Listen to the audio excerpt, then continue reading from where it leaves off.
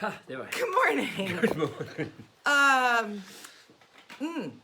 Wow. Okay, so it's clearly been a long week at the Del Val Mary house. I didn't realize till I sat down that I forgot to put makeup on. We're trying to get the poor dog down the stairs. She's pretty blind these days, and so let's see if I can tone that down a bit. That is better. So Maz was doing that. I was watching the 20 best impressions in front of the real people from Saturday Night Live this morning because I know how to use my time well, apparently. It's all good. Ooh, we are it's trained Friday. professionals. I'm so happy it's Friday. Okay, let's get right to the questions. It is true, and we did just make it in time. But I have tea, so really, what else I was matters? also making Dana a nice cup of tea, if that gives us any leeway there, Anne. If you'd brought biscuits, everything would be I perfect. know. Well, it's been a long week. It's all right. All right, first question. We introduced the word matrescence to the conversation this week. That's the word for the hormonal changes that happen to women when they are pregnant and right after they give birth. As with so much of life, we are led to believe that that experience only has sort of one way to cope with it, which is euphoria and contentment and bliss. But we know that that is not true for all kinds of people, and that motherhood is complicated, as is fatherhood, but this happens to be about mothers. So really the question then becomes, are there moments in your life that didn't go the way you were sort of told by social media or media in general it was supposed to be? Think about these big milestone moments: weddings, funerals, births, new jobs. All of those moments, we sort of have an expectation of how they're supposed to look and how we're supposed to feel, more to the point. And that is often just not how it actually goes. And so then there's terrific disappointment or shame or sadness. And more importantly, we think there's something wrong with us because it didn't live up to what we were told it was going to be. So how are you managing those moments? Because I'm going to bet everybody has them. Yeah, as a race, we do have this capacity to put too much stress on ourselves sometimes. Yeah, and to simplify the complexity of life changes, because none of it's easy. Even if it goes well, none of it's easy. If you had the happiest, most joyful pregnancy, an incredible delivery, and you came home and you had maternity leave and you had an important and supportive partner and the baby was healthy and everything is great, it's still not easy. Then that's best case scenario. So how are you managing those moments that don't go the way Hollywood has told you they should go, or don't go the way that your social media feed looks like it's going for everyone else? All right, that's the first question. Do you have any of those moments, Dr. Mary? I'm going to give you an inconsequential one because we've been laughing about it. I laugh about it every year. It's prom season. I student taught at West Fargo High School from February to May of 1999. And I had 3 sections of junior English. And in those 3 sections, the only topic that got any time was the prom. Because of course, you had to start planning for the prom months in advance. And this was before prom was at the level it's at today, where now you have promposals and people are renting insane things and spending thousands of dollars. What's a promposal? Like when you see the Fargo Theater marquee that says, "Morgan, will you go to the prom with me, Alex?" Like a marriage proposal. It's a promposal. Anyway, try to keep up, Dr. Mary. It's very important. So I've only just become an American, then. I've got so much to learn. So in this 2-month, 3-month period that I was there, in order to get those kids to pay any attention to anything, I had to translate everything into prom speak. So we were reading Macbeth. As a side note, teachers, stop assigning the reading of Shakespeare. It's wrong, but that's a different subject. Shakespeare should never have been read. Perform it. even poorly. Okay. Well, it had to be read by actors to perform it, but that's Yes. another story. So I had to say things like, you know, perhaps some of the stress of Lady Macbeth's life was that she was in charge of planning the prom at the local Scottish high school. And so that's how come she was so angry. And then the girls would go, oh yeah, it's really stressful. And then we would have to talk about it like that. It was incredible. Okay, so for months and months and months and months, and you know, the girls are getting tanner and tanner and tanner and thinner and thinner and thinner. And they're bringing pictures of dresses, and the boys are whatever. The boys are, I suppose, planning to have sex. I don't know. Anyway, the Monday after prom, Never become a psychiatrist. the Monday after prom, I walk into class, and the depression is just thick, because everybody who's been to a prom knows that the anticipation is way better than the event. Those boys are doofuses. So these girls who look 25 are now there with their 17-year-old doofus boyfriends. It's a total bust almost always. But Hollywood and social media have convinced us that it's not. And so that's a silly example, but I think a pretty accurate one. And it kind of trickles through all of life. So figure out how to manage it if at all possible. All right, next question.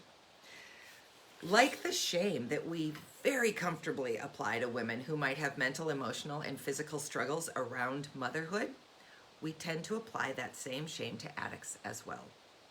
Where can you work to remove the shame with the people around you or from your own life? Have you had a single moment, Dr. Mary, since we went public with this, where you've thought, wow, I'm being shamed, or I've earned this shame? Not exactly. I feel glad when we talk, and I feel ashamed that sometimes you hear something I've not said ever for the first time, and I feel bad about that because I probably never said it because I didn't want to make you feel bad. Oh gosh, I mean, you sure can feel that way, but you don't need to. But that's about the only shame I can think of. I mean, I am, one of my counselors told me, living with this disease is you got to own it.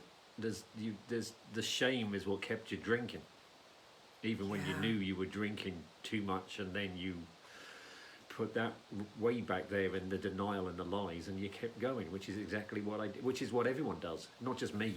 It's part of the disease. Yeah, and I would argue that that quality. Could you please get the dog to stop sucking on her paw, because that sound makes me want to throw up. Sorry, Yeah. I'm sure that no one else can hear it, but it's right behind me, and I'm losing my frickin' mind. Okay. But you're doing it very well. I know. I'm so calm and collected today. Stress Management by Dana Delvell. Maybe I'm planning a prom. You don't know. Anyway, we all have those things that we are ashamed of, that we don't fix, because to start to fix them would be to have to admit, even just to ourselves, that we can't control it, or that it's, bigger than we are, or that we've made some kind of huge mistake or small mistake. I think that's the other thing, is that this isn't about catastrophic things necessarily. It can be as simple as something small. It just can. So, figure out, are you really gonna let shame be the thing that dictates how you move through the rest of your life? Because chances are pretty good that nobody else will actually care when you come out with it, because they're all thinking about their own stuff. That's the great thing about this. Everybody's self-consumed. So everybody's working to hide their own stuff. They're more than likely not even going to notice that you've come out and aired your seemingly dirty laundry. I can't think of a single moment in the year and a half since we went public with this that I have felt anything other than unbelievably supported in this journey. Because here's the other thing.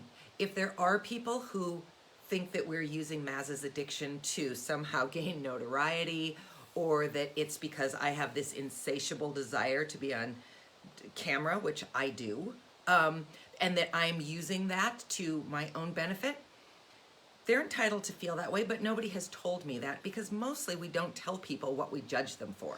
This So is- then who cares? This is absolutely true, apart from what I just said. So that's the only shame I have. But give you an example. Last week, I phoned up the IT department and got on hold to talk to the person about Scantrons, just to say thanks for scheduling this. I'll be sending them in when the exam's done. And this person said to me, "Oh, by the way, while you're on the phone, I love listening to you and your wife." Oh, thanks, Just- IT person. Totally out of the blue. And I just thought, yeah, we are doing the right thing. Yeah. Yeah, so figure it out. Where can you work to let go of that shame, or to let go of the judgment around somebody else's shame? Because that never fixed anybody. Yeah. The times that I tried to add shame to your already existing shame never Yeah. made Maz go, you know what? That's true. Now I feel worse about myself. Now I'm going to work on it. And boy, it's hard. It's like telling someone to Hard calm not to down. do. You know, I think in the history of humanity, no one has ever calmed down after being suggested to them to calm down. Makes me want to punch whoever says it See, to me. she's looking angry right already. in the face. I'm angry thinking about it. That phrase just infuriates me. Let's move on. All right. Dr. Mary made the conscious decision and completed the various steps to become an American citizen this week. Are there people who have made decisions to make changes in their lives that you can lift up and celebrate too? Say something. Oh, here, look. Just in case you missed Wednesday, look at that. There we go. No. You're going to be stuck with that halo, really, aren't you? Well, I am. Anyway,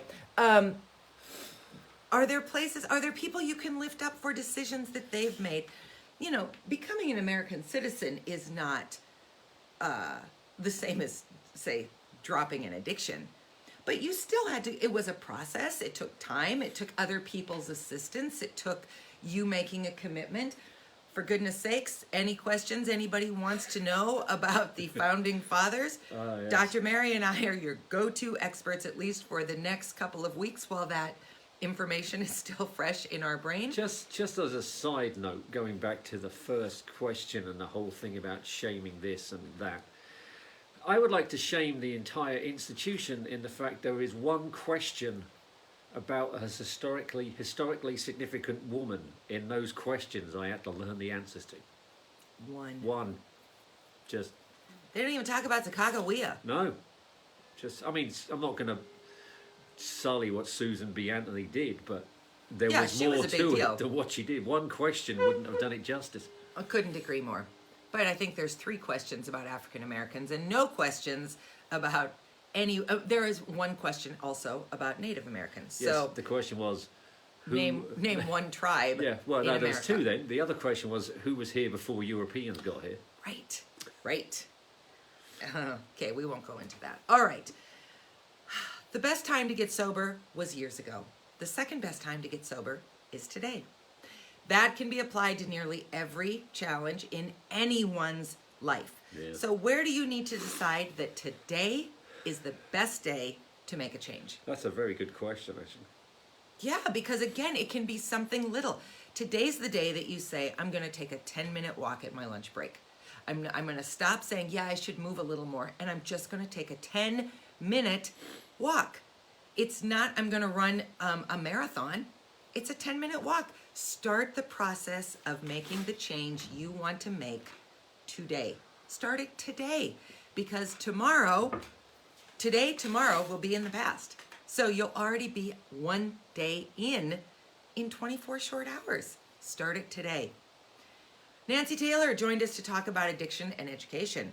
She noted that one of the ways to help kids who might be struggling with substance abuse is to put a gentle squeeze on them, to make it uncomfortable to continue on the same path.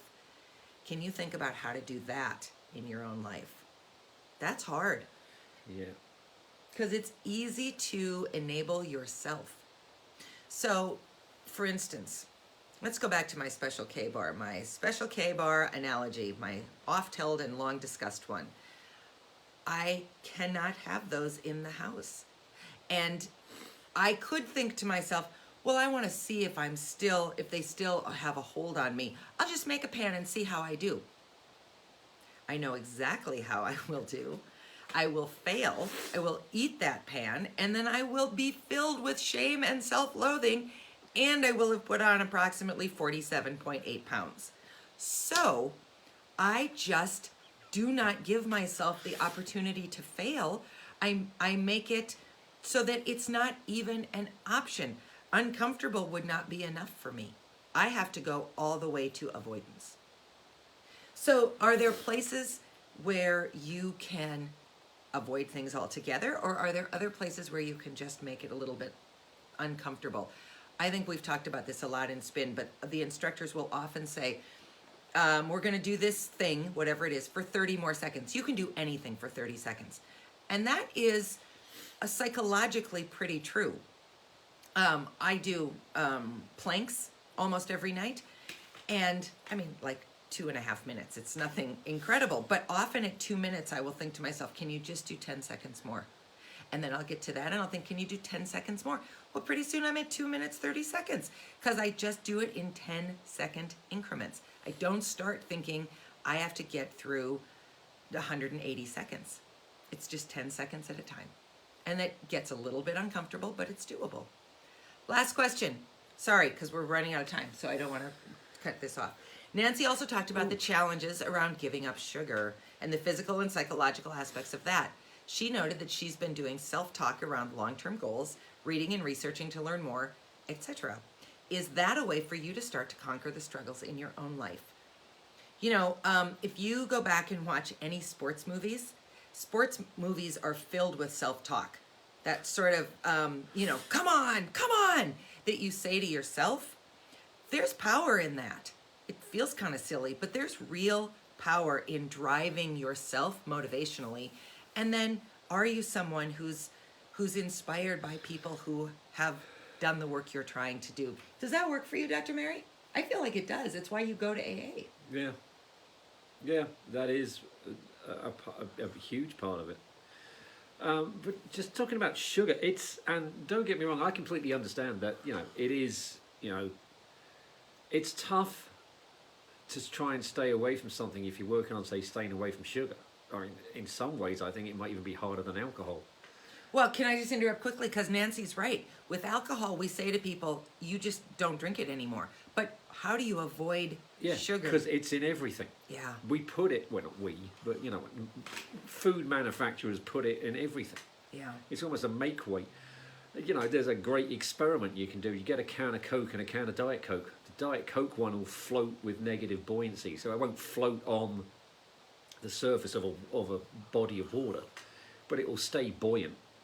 A can of Coke will sink right to the bottom because there's 23 grams in a can of 23 grams of sugar in a can of Coke.